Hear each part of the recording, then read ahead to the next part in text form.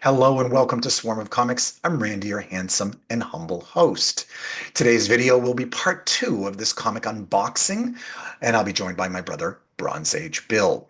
I want to warn you up front, the beginning of the video is a little choppy and weird. You got to bear with us because we had some weird camera problems. My brother's in the middle of telling a story. So yes, sure, it's going to be a little amateurish, like your uncle filming his kid's first birthday party or whatever, but listen, I don't have any production values here. We just are here to have fun.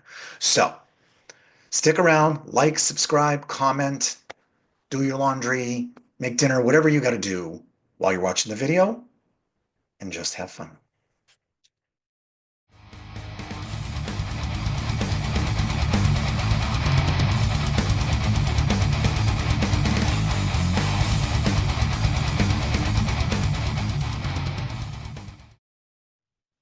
All right. Do you remember, just very quick sideline, memory lane break. I don't know why the camera just changed. When we used to spend summers over on Peg's house. Why did the camera change its perspective here? They don't need to see my messy corner over there. I don't know. It's weird. We're going to in-camera figure out what's going on here. I want to repair this. Is that better? That's better. Yeah. I don't know what I did. I did something to do it. Okay. Talk to me, Bill. Give me a down memory lane. Guys, imagine there's special effects there. They were smaller Twilight Zone comic books that had... They're like digests. Stories. Yeah, digests. They were digests. Yeah. I remember one of them, the story, a guy could get any dead person on the phone that he wanted to talk to. And he wanted to get his wife out of the way. So he talked to a famous poisoner. I don't remember. It was like a famous poisoner. I knew it was a woman. I'm blanking on her name. Is that like an arsonist? Yeah. A poisoner. No, she was, and then at the end he was in trouble. He was trying to get Clarence Darrow on the phone, and then he got arrested and stuff. The lawyer? Yeah. Because he was going to jail. But there were a bunch of those, and they were really creepy, and they were really done well. But yeah. I don't know if you remember those. I do. I think our aunt, so we used to stay at our aunt's house sometimes in the summer. We'd go to camp or stay on the weekends and stuff. And she loved going to yard sales and flea markets. And you could always pick those things up cheap. We had all types of different books. You can also move closer. Oh, sure. Whatever it is. Get Jim all the way. Scooch in there. Get in the camera. I said scooch closer. All right. This one I got back in February. Yes. Nice. You guys have seen me unbox some of these before. This is, I think it's an old case, the way they line everything up here on the top. But this is Black Cat. You've seen me wear Black Cat shirts, and you've seen me pick up different issues of Black Cats, sometimes the reprints from the early 60s, sometimes an original. So this is Black Cat number 4 from Harvey from 1947. Wow. Again, picked it up surprisingly cheap. I just think that comics are going down, or people. So there's also Black Cat comics turned into Black Cat mystery. When 1947 turned into the 50s and everything became horror, they would just reuse a title. Oh, okay. You know what I mean? They didn't care. But at the time, this is when good girl art was there. So you had the Phantom Lady, you had the Black Cat, you had Crime Reporter number 1, which everybody clearly wants and needs in their collection. So I like the Black Cat. Yeah, I think it's pretty cool. Hold that one there. So that's a 5.0. Nice. It's just her punching somebody. Yep. So I have 3 or 4 Black Cat books now. I'm not trying to do a run. I just pick them up when I see them. But it's really good. I think, Hollywood detective star. I think Black Cat is like an actress during the day and then like a superheroine at night. Oh. So nice. Yep. Yeah. Awesome. Cool. Nice book. Good pickup. Yep. Good pickup. A fun one, guys. Black Cat. A lot of bubble wrap on this one. For a raw book.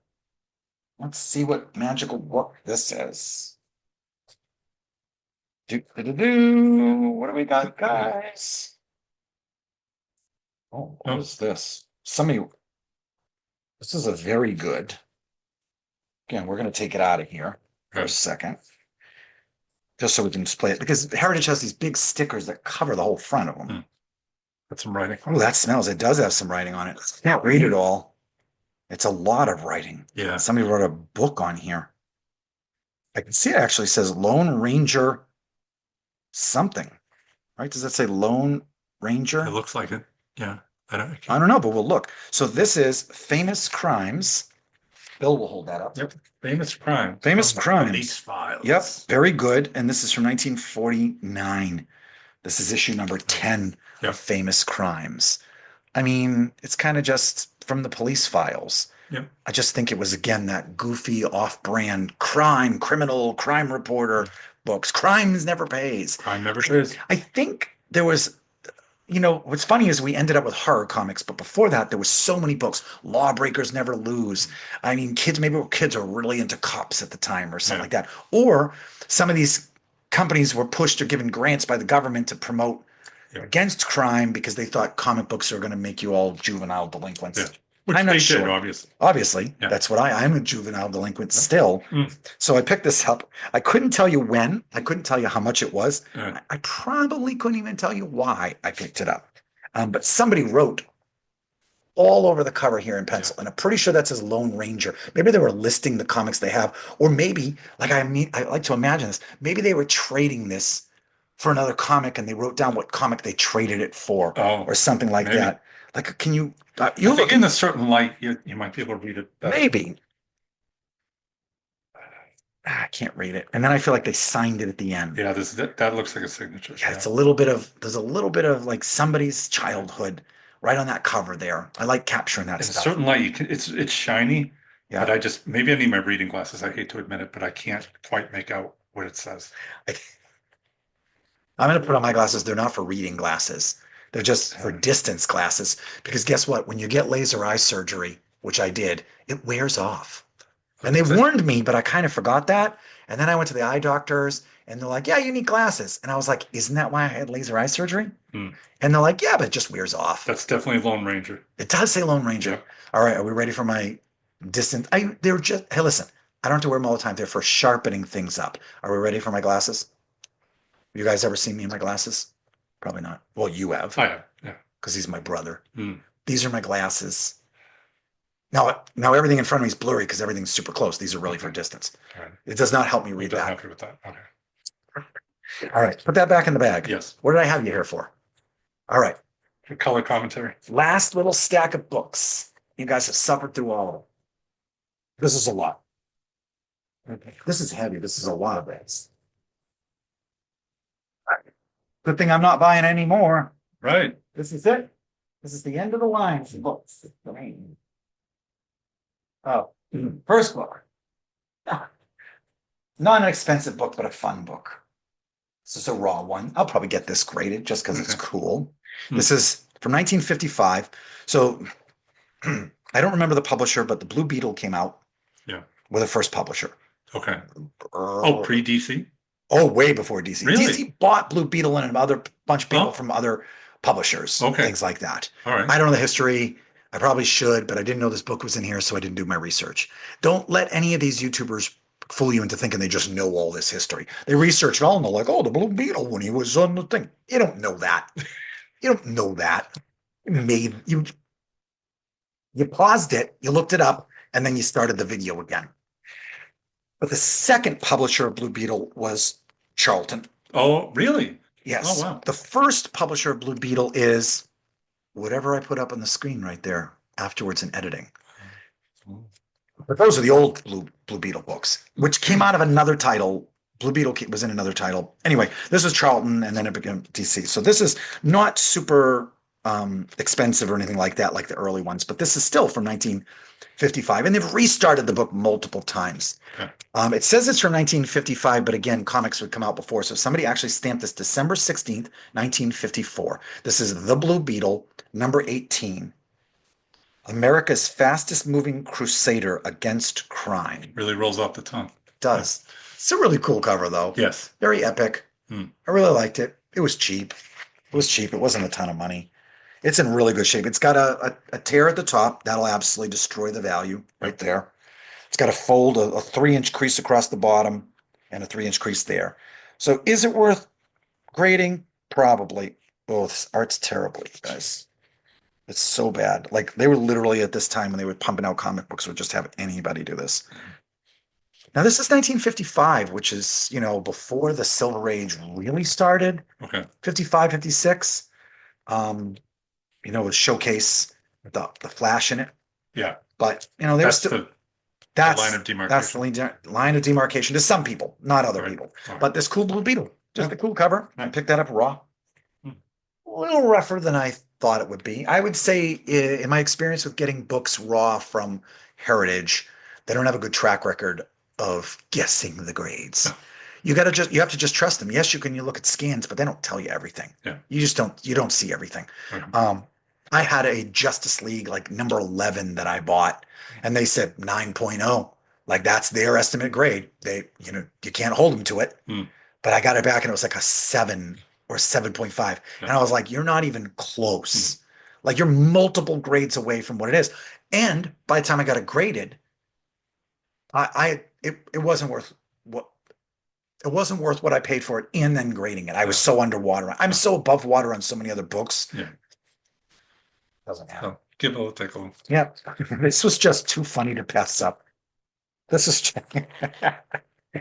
sometimes you just have to buy books because they make you laugh. Yeah. I was not expecting that title. Nope. So hey, this is pretty good shape for a 3.5. Plus, it's a baseball cover. So my friend Max at the Joy of Cardboard would very much appreciate this. Max, this might be for sale if you were interested. But this is from 1947 in Charlton Comics again. This is Catholic Comics number 13. And they're playing baseball, Notre Dame. All right. That's Catholic. So I love that it says in this issue, but doesn't tell you what's going on. Just like a guy and another guy and a lady. In this issue, there's a guy, two guys and a lady. All right. And in this issue, there's a rabbit and a turtle. And a turtle. So I'm assuming this is the tortoise and the hare. Probably. And the turtle is like doing gang signs or something. And he's pointing at him going, you're so slow. Where's your head? Where's the top of your head? But also in this issue, two guys and a girl. Like, I don't know what they do. Yeah. Yes. Big new contest. Win a Bic. Oh, the corner's missing. It's bike. Oh. That's why it's a 3.5. Now, of course, that's kind of a fun Catholic comics, but I think the back is like, it gets right to the point of like, is this a tarot card? I feel like this is like the card of Queens or thing. I don't know. How do you pass up Catholic comics? I never knew that existed. No, nobody did. That's why I was able to afford it. Catholic comics. What number is 13? 13. Lucky so number 13. They made 13. All right. Old case again. Oh, is that? Oh, yeah. I was very excited to win this. I couldn't believe I won it. Oh, I didn't even bid live. I bid pre-bid and Heritage and won it. That's Again, different. It is. And my friend, Comic Carl. Hey, Comic Carl. Hey, buddy. There you go. And I think any of my friends that have to do with comic books, I just stick comic in front of their name, even if it's like, that's not really his nickname or anything like that. He's just like Comic Carl and Comic Tom and Comic Dan. Like, I don't know, like I have any other friends named Carl. I just don't. I don't have any friends named Carl. So this is Pre-Code Horror. This is from 1954. It's in rough shape, but again, not a restored or anything like that, because it's just like some kid threw tape on there. But it's kind of racing, kind of goofy looking and scary. So this is Tormented. And I can tell this is old because it's a really thin case and it's got all the information is clustered up here. Yeah. So this is The Tormented, number 2 from Sterling Comics. It says tape on the cover. And this is the last issue. After that, it becomes Surprise Adventures, which I also have never heard of. So this is in rough shape. It's a 3, but I had to outbid some people. Well, I had to put in a pretty high bid to get this, but I thought it was worth getting because it was so Pre-Code Horror, Tormented. It's got the logo almost looks like Futurama, but the skeleton mask guy and some lady with her underpants showing, like, I don't know. It's some goofy, weird stuff on there. I'd be afraid to get that cracked and resubmitted because they might tell me with the tape on the cover it's like a 1 or it's restored. But back in the day, whenever this was done, maybe 20 years ago, that's how it's going to stay forever, 3.0. Yep. All right. We got 2 more books. Thank you guys for staying with us for this long. If you have, make sure you have liked and subscribed. And to any new viewers, welcome you. And to our old viewers, Nice to see you again. Welcome back. Won't you be my neighbor? Yeah. Ooh, I don't even know what this is. Oh, I don't know what this is, and I was so excited to get it. There's a lot of comics from the Golden Age that were put out during the Yeah. wartime. Yes. And those are more well known. So, like, if you get a Submariner or a Captain America or a Marvel Mystery Comics, this is not one of those. Spoiler, it's not good Okay. like that. You get one in 1944, Yeah. it's going to be worth a ton of money. All right. Can I say an S word there? Sure. Sorry, because that's what it is. You get one from 1946, people care less. Okay. Post-war comics, you're in Yeah. this zone, like people are like, oh, well, it's not a war cover. Like, what's Captain America even doing? The war's over. Yeah. You know what I mean? Mm. This is, they were never really war comics. Some of them were, and they were the lesser known brand and heroes. But I like them, and they've got such great visuals. And Alex Ross revitalized the Yeah. revised or brought them back 20 years ago or something like that. Yeah. But that's how I ended up knowing about them, through Alex Ross doing that. Oh, Thanks, Alex. yeah. So this is the Black Terror. Oh, So I say that I gave you all that exposition because it's 1948 from Nador Publications. First of all, it's a decent grade with 3.5. It's got an Alex Schomburg cover. And Alex Schomburg was known for all those superhero covers no. from Captain America and Young Allies and Human Torch and all those books. Submariner. I have a Submariner with an Alex Schomburg cover from 1945. And he's fighting in the war. Right. So that's why it's good. But as soon as Submariner gets outside the war and it starts getting, they become worth less or less value. Right. This is the Black Terror from 1948. So it's a little bit after the heyday of it. And you can hold it and look at it. Yeah. So it's like kind of a skull and crossbones. Yeah, skull and symbol. Crossbones, pirate. There was a lot of them. There was the Fighting Yank. There was the Black Terror. There was a bunch of these different heroes that came from Nador. And this was his own book. I actually have a T-shirt with the Black Terror. I'll try to remember to put a link in there or something like that in the description. So this is my first Nador book, the Black Terror, and I just love that cover. That's nice. Yep, yeah. Cool swashbuckling cover. So post-war time, Black Terror. That's my first one. Nice. That's it. That was my first one. Yeah. Oh, and do.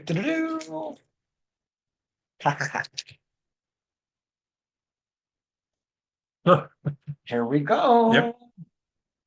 All right. Another the Black Cat. And what issue was that? Number six. Six. You look at the top there. Why does it say 6 to 7? What? Show me. It says 6-7. Oh, it came out in June to July 1947. Oh. So the number you're looking at is actually at the top. He can show you what it is. Hold that up there. Yeah. So you'd see. He was looking at the dates right here. 6 to 7, which is June to July of 1947. They didn't come out as exact, but it's actually number 6. I missed the giant hashtag. He missed the giant # #6. Yeah. So I think we had issue 4 earlier from a different auction I won. So apparently I've also won issue number 6 in a 6.5, another really good grade. Yep. Nobody's clamoring for the Black Cat, but they are older and they are in good condition. Yeah. I just want to look at it. She's a hit. It says it right there. I believe her. This is the origin of the Red Demon, plus the Scarlet Arrow story. So it's got Powell, Simon, and Kirby stories in it, so that's pretty good. Oh, okay. Yeah, Joe Simon, Jack Kirby art. Kirby. Yeah. Lee Elias cover, so that's really good. Collectors like the Lee Elias covers. Right. Again, it's not, the Matt Baker cheesecake covers for like Phantom Lady and stuff like that. Right. So this is what the poor people collect, is the Black Cat with the Lee Elias covers in a 6.5, 1947. That's great. So that's an awesome addition to the collection. I might have to display a bunch of Black Cats behind me. I might have to buy a bunch more before I do that, but someday I'll get these Black Cats up there. Nice. Yeah. So that is, again, as I said at the beginning, a bunch of books that have just piled up. I get them, they go in a corner. I get them and get in a corner. There's life happens, a lot of stuff going on, and opening these up wasn't a priority. As you know, if you watch the channel, I didn't do videos for a couple of months, but I'm back. I'm trying to pump them out, trying to get them out there, and I'm glad to have my brother Bill. I even let you talk one of those times. You did? Yeah. Astonishing. Yeah.